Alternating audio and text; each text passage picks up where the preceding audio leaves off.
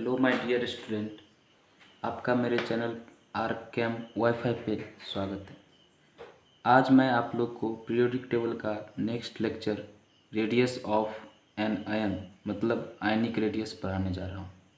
इससे पीछे वाले लेक्चर में हम लोग covalent radius, metallic radius, van der Waals radius देख चुके थे, कैसे निकालते हैं, ट्रेंड क्या होगा, सब देख चुके थे। इस रेडियस में हम लोग अनायनिक और कैटायनिक रेडियस या ओवरऑल कहें तो आयनिक रेडियस देखने वाले हैं।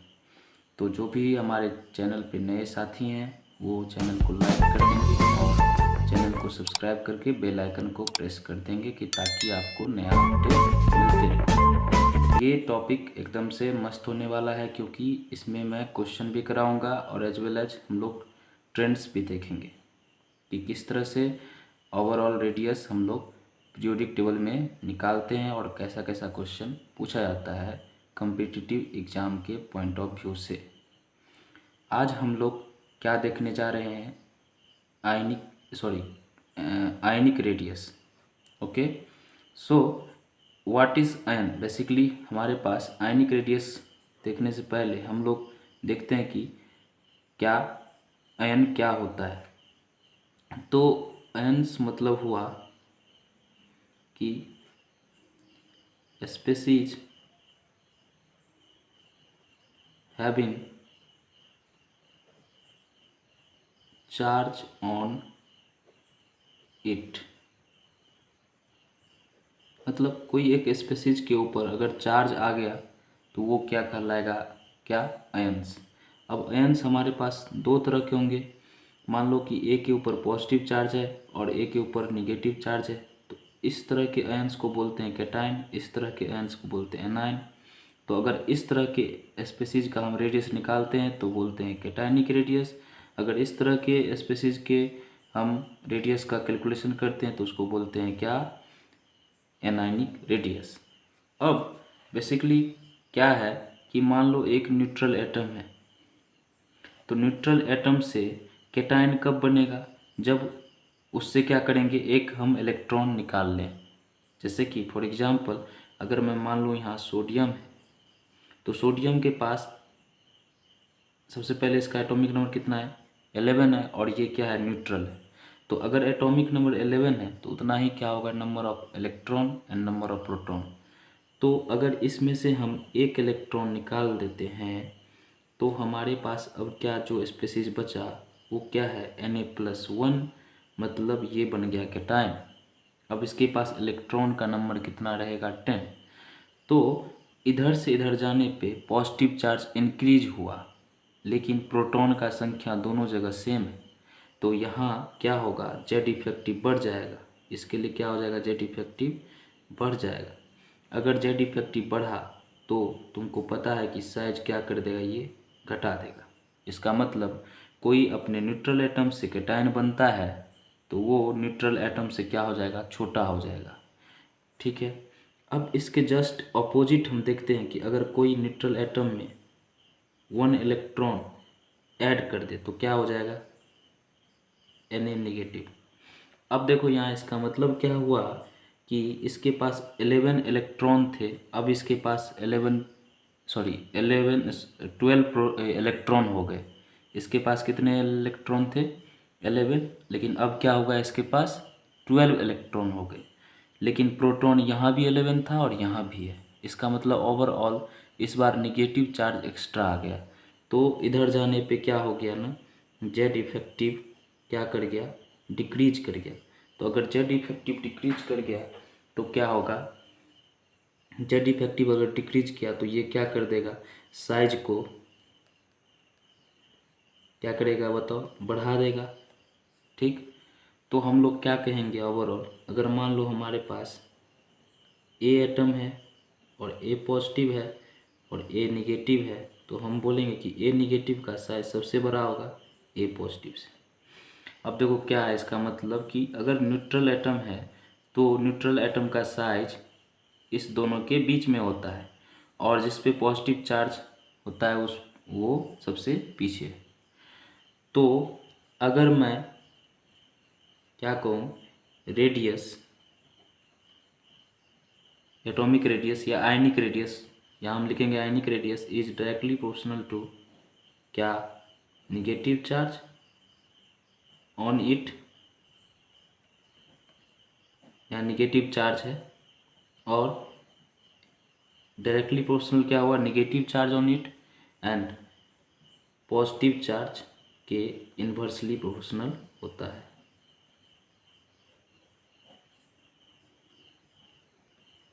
ठीक है, अगर मान लो किसी एक ही स्पेसिस पे उतना ही पॉजिटिव चार्ज हो और एक ही स्पेसिस पे उतना ही निगेटिव चार्ज हो, तो अगर रेडियस निकालना है तो हम लोग क्या कहेंगे, जो निगेटिव चार्ज है उसका रेडियस ज़्यादा होगा। ये फंडा याद करके रखना। करते हैं, अब देखो इधर क्वेश्चन क्या है कि हाइड्रोजन माइनस H और H प्लस है, तो इधर जाने पे क्या हो रहा है, निगेटिव चार्ज बढ़ रहा है तो जेड इफेक्टिव कम हो जाएगा, तो साइज इस तरह से इंक्रीज करेगा। फिर हम लोग देखते हैं, यहाँ देखो ओवरऑल निगेटिव चार्ज क्या है, इसका सबसे ज़्यादा है तो जेड इफेक्टिव सबसे कम, तो इसका सबसे ज़्यादा, और इधर जाने पे जैसे जेड इफेक्टिव बढ़ रहा है तो घट जाएगा। समझ रहे हो बात। अब यहाँ देखो इस पे पॉजिटिव चार्ज क्या है, सबसे कम है इस सब में, और इधर जाने पे पॉजिटिव चार्ज का मैग्नीट्यूड बढ़ रहा है, तो मैग्नीट्यूड जैसे पॉजिटिव चार्ज का बढ़ेगा तो साइज क्या होगा, इन्वर्सली प्रोपोर्शनल होगा, घट जाएगा। तो इधर जाने पे साइज घट गया जेड इफेक्टिव बढ़ने के कारण। ठीक है, अब कुछ ऐसे स्पेसीज होते हैं जिनके पास इलेक्ट्रॉन का नंबर जो होता है वो सेम होता है, लेकिन न्यूक्लियर चार्ज डिफरेंट होता है और प्रोटॉन का नंबर डिफरेंट होता है, या यूँ कहें तो जेड एटॉमिक नंबर डिफरेंट होते हैं। Species having same number of electron but different nuclear charge, या क्या कहें, और जेड एटॉमिक नंबर। ठीक है, अब देखो यहाँ जैसे कि एग्जांपल में Na plus Mg2 plus Al3 plus, Na plus के पास यहाँ देखो Na का एटॉमिक नंबर कितना होता है 11, इसका मतलब इसके पास 11 इलेक्ट्रॉन होना चाहिए और 11 प्रोटॉन, लेकिन एक इलेक्ट्रॉन इसने दे दिया कहीं, इसीलिए इस पर क्या आ गया, पॉजिटिव चार्ज, इसीलिए यहाँ देखो क्या हो जाएगा 10 इलेक्ट्रॉन इसके पास, इसने 2 इलेक्ट्रॉन कहीं दे दिया है तो 10, इसने 3 दे दिया तो 10। तो देखो इस तीनों का चूँकि एटॉमिक नंबर तो डिफरेंट है, एटॉमिक नंबर सबका डिफरेंट है, तो प्रोटॉन नंबर भी डिफरेंट होगा या नंबर ऑफ प्रोटॉन डिफरेंट होगा, लेकिन इलेक्ट्रॉन सबका सेम है, तो इस तरह के स्पेसीज को क्या बोलेंगे, जेड, ये आइसोइलेक्ट्रॉनिक स्पेसीज। तो इसमें रेडियस कैसे निकालते हैं, ये एक दूसरा एग्जाम्पल है यहाँ। तो रेडियस ऑफ आइसोइलेक्ट्रॉनिक स्पेसीज होता है इन्वर्सली प्रोपोर्शनल किसके, एटॉमिक नंबर के, मतलब जैसे जैसे एटॉमिक नंबर बढ़ेगा तो रेडियस क्या हो जाएगा, डिक्रीज हो जाएगा। यहाँ देखो एटॉमिक नंबर इसका कितना है 7, 8, 9, 10, 11, 12, तो इसका सबसे कम, इसीलिए इसका रेडियस ज़्यादा। ठीक है बात। अब यहाँ देखो हम लोग ट्रेंड पढ़ते हैं एटॉमिक रेडियस का पीरियोडिक टेबल में। अब देखो in period as we move from left to right size decreases due to increase in Z effective, Z effective बढ़ने से साइज डिक्रीज हो जाता है।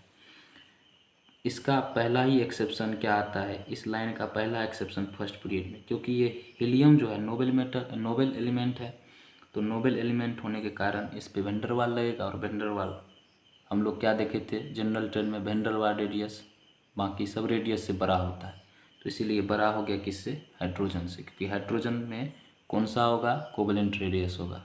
ठीक है, अब देखो इसी तरह से इधर lithium beryllium boron carbon nitrogen oxygen fluorine, इधर जाने पे जेड इफेक्टिव बढ़ रहा है तो साइज घटेगा, लेकिन सबसे पीछे क्या आता था, नियोन बीइंग क्या, ये नोबेल एलिमेंट है, तो नोबेल गैस एलिमेंट है, इसलिए क्या हो जाएगा, ये सबसे आगे आ जाएगा, क्योंकि इसमें वैन डर वाल रेडियस लगेगा। ठीक है, समझ में आया इतना चीज़।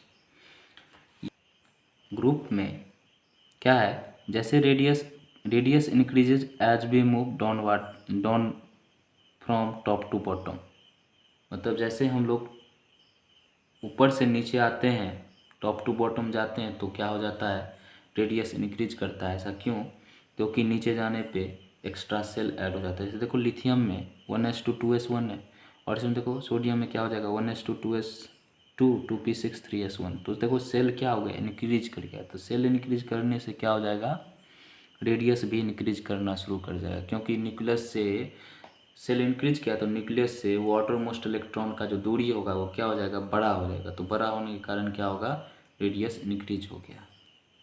लेकिन यहाँ पे एक एक्सेप्शन देखने को मिल रहा है। यहाँ देखो, रुबिडियम से ज़्यादा है सेजियम, और सेजियम से ज़्यादा होना चाहिए फ्रेंसियम, लेकिन कम है। ऐसा इसीलिए है क्योंकि यहाँ पे ना 14F एलिमेंट आ जाता है इस दोनों के बीच। तो 14F एलिमेंट आएंगे तो 14F इलेक्ट्रॉन आ गए, और 14F इलेक्ट्रॉन मतलब F इलेक्ट्रॉन आया, और F इलेक्ट्रॉन पुअर शिल्डर होते हैं। पुअर शिल्डर होने के कारण जेड इफेक्टिव क्या हो जाता है, बढ़ जाता है, इसलिए इसका साइज घट जाएगा। इसी तरह से ग्रुप 2 का भी हम लोग देखेंगे। ग्रुप 2 में सेम ऑर्डर आता है, ठीक है, डाउन द ग्रुप बढ़ेगा। पी ब्लॉक का लास्ट में करते हैं, उससे पहले हम लोग डी ब्लॉक का करते हैं। डी ब्लॉक में ये ग्रुप 3 के एलिमेंट है। ग्रुप 3 के एलिमेंट स्कैंडियम, यूटेरियम और क्या है, लैंथेनम। तो ये यहाँ पे कोई एक्सेप्शन नहीं आता है, डाउन द ग्रुप क्या होगा, बढ़ेगा, ठीक है।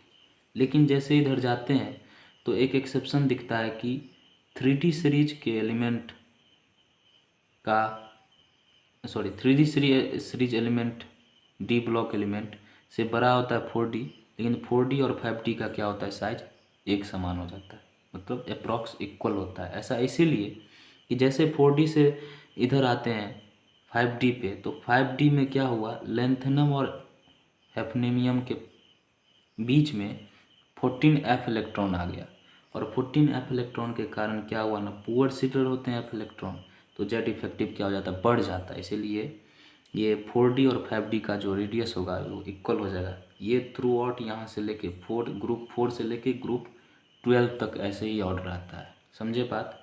तो हम लोग जनरल ऑर्डर याद रखेंगे, 3D का सबसे कम, फिर 4D और 5D का एक समान, ठीक है। अब यहाँ देखो, समझ में आया सबको, ठीक। अब देखो इधर, ये ग्रुप 13 और ग्रुप 14 है। ग्रुप 14 में तो कोई एक्सेप्शन नहीं, 15 में भी नहीं, 16 में भी नहीं, 17 में भी नहीं, 18 में भी नहीं, कोई एक्सेप्शन नहीं आता। लेकिन ग्रुप 13 में आता है कि नीचे जाने पे तो बढ़ना चाहिए, बढ़ता भी है। लेकिन देखो, बोरोन से बड़ा हुआ एल्युमिनियम, और एल्युमिनियम से बड़ा होना चाहिए गैलियम, लेकिन गैलियम छोटा हो गया। ये इसलिए क्योंकि इससे पीछे ना 10D इलेक्ट्रॉन आते हैं, और डी इलेक्ट्रॉन आने के कारण एफ तो पुअर शिल्डर है ही, डी थोड़ा कम पुअर है, लेकिन पुअर शिल्डर इसको भी बोलते हैं। तो यहाँ डी कंट्रैक्शन हो जाता है, और ये जो है कंट्रैक्शन, इसको बोलेंगे एफ कंट्रैक्शन। बात समझ में आया, आ ही रहा होगा समझ में। अब देखो इधर, तो नीचे जाने पे सेल ऐड हो रहा है तो कह रहा है तू बढ़, लेकिन ये कह रहा है डी कंट्रैक्शन तू घट। तो ये डोमिनेट कर जाता है डी कंट्रैक्शन, किस पे, सेल ऐड होने पे, मतलब समझ गए बात। तो इसीलिए क्या हुआ, एल्युमिनियम से छोटा हो गया ये। फिर नीचे आने पे सेल इतना ज़्यादा ऐड हो जाता है कि कोई कंट्रैक्शन नहीं, नीचे में भी एफ आ रहा है, एफ इलेक्ट्रॉन।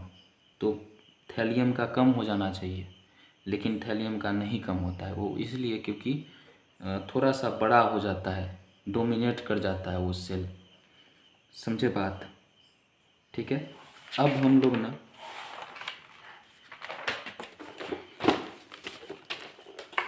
अंतिम चीज़, पीरियड में कैसे देखेंगे 3D सीरीज का। थोड़ा सा इरेगुलर ट्रेंड आता है, इसलिए गौर से सुनना कि जैसे हम यहाँ स्कैंडियम से Mn पे जाते हैं तो जेड इफेक्टिव डोमिनेट कर जाता है इलेक्ट्रॉनिक रिपल्सन पे। जैसे कि तुमको पता होगा कि इसका स्कैंडियम का क्या होता है, 3D1 4s2, और आर्गन हो गया 18, 3D1 4s2, तो 1 इधर जाएंगे तो फिर से 2, इधर जाएंगे 3, इधर जाएंगे तो 5, 4 5, तो 5 तक तो क्या होगा, कोई रिपल्सन नहीं है, तो ये जेड इफेक्टिव डोमिनेट कर गया, तो साइज घट गया, ठीक है। लेकिन जैसे ही 6 7 8, मतलब डी इलेक्ट्रॉन बोल रहे हैं, D6 D7 D8 आ जाता है, तो रिपल्सन क्या होता है, बढ़ना शुरू होता है। तो रिपल्सन भी बढ़ रहा है, और इधर जाने पे जेड इफेक्टिव भी बढ़ रहा है। तो ये दोनों, एक कह रहा है तू बढ़, इलेक्ट्रॉनिक रिपल्सन कह रहा है तू साइज को बढ़ा, और जेड इफेक्टिव कह रहा है नहीं साइज को घटा। तो ये बढ़ और घट में क्या हो जाता है, ये दोनों इक्वल हो जाते हैं। तो ये इक्वल हो जाते हैं, लेकिन इधर होने पे क्या होता है ना, ये जो बढ़ने वाला फैक्टर था वो डोमिनेट कर गया, मतलब इलेक्ट्रॉनिक रिपल्सन क्या हुआ, डोमिनेट कर गया पावर किस पे, जेड इफेक्टिव पे। तो इसीलिए क्या हो गया, साइज बड़ा। अब देखो गौर से, इसका एक्सपेरिमेंटल ऑर्डर क्या होता है, इस तरह से आता है, स्कूटी में जिंक, ऐसे याद रखेंगे, स्कूटी में जिंक इधर जाने पे घटा, जिंक और Mn का एक साथ हो जाता है तो एक समान होता है, 2 या 3 पिकोमीटर का एक डिफरेंस होता है। वेनेडियम क्रोमियम, इसके बाद देखो मैग्नीशियम से, सॉरी मैग्नीशियम नहीं, मैंगनीज और वेनेडियम और क्रोमियम का ट्रेंड इस तरह से आता है। क्रोमियम और कॉपर में फिर से सिमिलर ट्रेंड, मतलब सेम हो गए दोनों, और फिर इसके बाद इस तीनों का सेम है, ये तीनों तो यहाँ भी सेम था, समझे। तो इस तरह से याद रखना, इसको याद रखना आसान हो जाएगा कब, जब इस ग्राफ को समझोगे। तो कुछ आदमी इस ग्राफ को भी देख के याद रखते हैं, तो तुम लोग भी ध्यान से देखो इसको कि इधर रेडियस है और उधर एलिमेंट लिखा हुआ है। तो जैसे स्कैंडियम से इधर गए तो स्कैंडियम से तो घटा, और घटने के बाद देखो गौर से फिर से एक डिप आता है, समझे। यहाँ Mn है, ये Mn का पोजीशन है Mn, तो Mn का जिंक से बड़ा मतलब बराबर हुआ जिंक और Mn का, और सबसे ज़्यादा बड़ा क्या है, स्कैंडियम। तो इस तरह से हम लोग याद रखते हैं, और इस दोनों के बीच में ये याद रहता है, और इस तीनों का इक्वल साइज है। तो ये हमारा आज का रेडियस का ट्रेंड था। अगले लेक्चर में हम लोग आयोनाइजेशन एनर्जी करेंगे। आज के लिए इतना ही। अगर आप लोग को अच्छा लगा हो तो चैनल को सब्सक्राइब कर दीजिए, बेल आइकन को प्रेस कर दीजिए, और हमारे साथ बने रहिए। आपसे रिक्वेस्ट है कि चैनल को ज़रूर से ज़रूर सब्सक्राइब करें, और अच्छा लगा हो तो लाइक और कमेंट ज़रूर करें, ठीक है। Thank you.